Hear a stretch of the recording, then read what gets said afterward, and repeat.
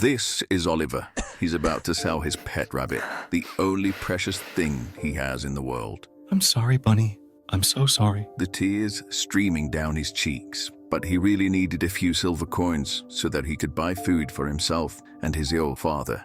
Their survival depended on whatever few silver coins he could negotiate. You see, it all began in a little village. There was a poor man who earned his living by working in the fields. His wife had been dead for a good while, and he had only one son. That was Oliver. Oliver's father was a good man, but he was often ill and not able to work, and on those days that he couldn't, he earned no money. Oliver did his best to help his father. He would go on errands and carry messages for the nearby farmers, and on many days he would pick up potatoes and put them into baskets after they were dug out of the ground. Yet with each passing year, father and son became poorer and poorer. No matter how hard they worked, their clothes remained poor, dirty, and old. They slept on nothing but a little straw and one old blanket to cover them both. Many times they had nothing to eat. They hardly ever tasted meat, surviving on nothing but brown bread and water. Oliver never complained. What carried him through those difficult days was his dear rabbit, his only companion.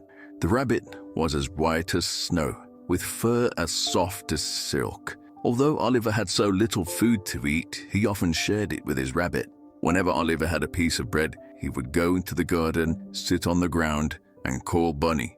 The rabbit would jump onto his lap and eat with him. It followed him about the house and garden just like a dog. One day, while gathering potatoes in the field, a storm rolled in. Relentless rain soaked Oliver, but he kept working. Otherwise, they would have no food that day. With no change of clothes, he had to let his wet clothes dry upon him.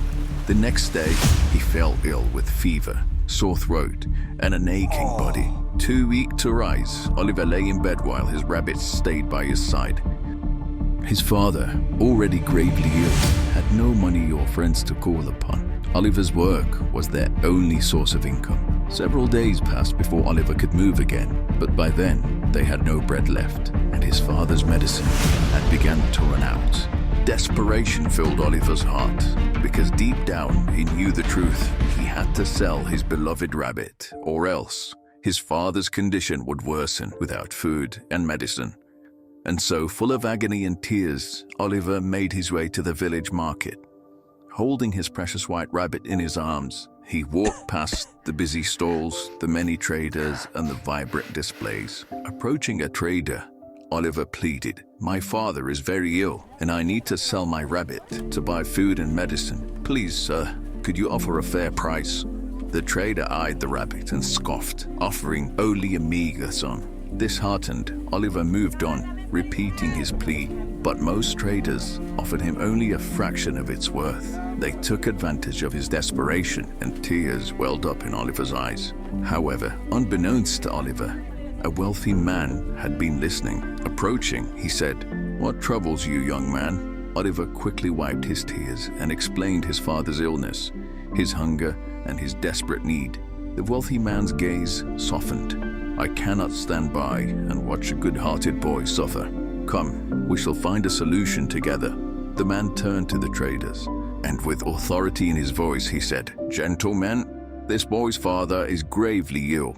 He seeks to sell his rabbit, not out of greed, but to save his father's life. So I implore you, offer him a fair price.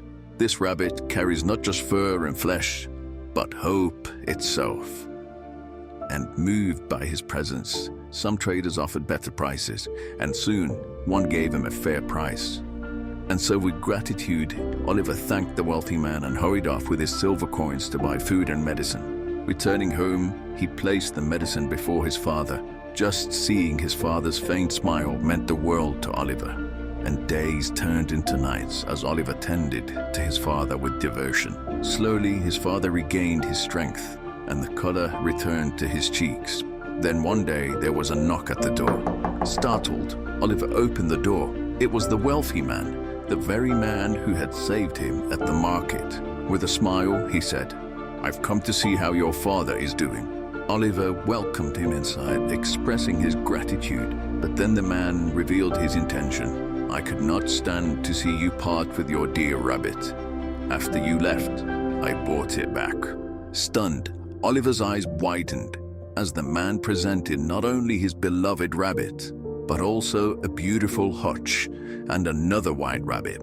"Consider this a gift," said the wealthy man, "a token of admiration for your courage and compassion. I thought you might be interested in raising more rabbits. Not only will they bring you companionship, Oliver, but they can also bring you prosperity, because they multiply quickly. You've started a journey, young Oliver, and I believe it will lead to a brighter future." Overwhelmed, Oliver's tears turned to joy.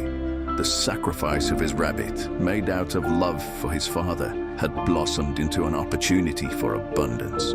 And in that moment, Oliver understood the lesson life had given him. Do good with a pure heart, and life will return that good to you, multiplied with blessings and unexpected abundance.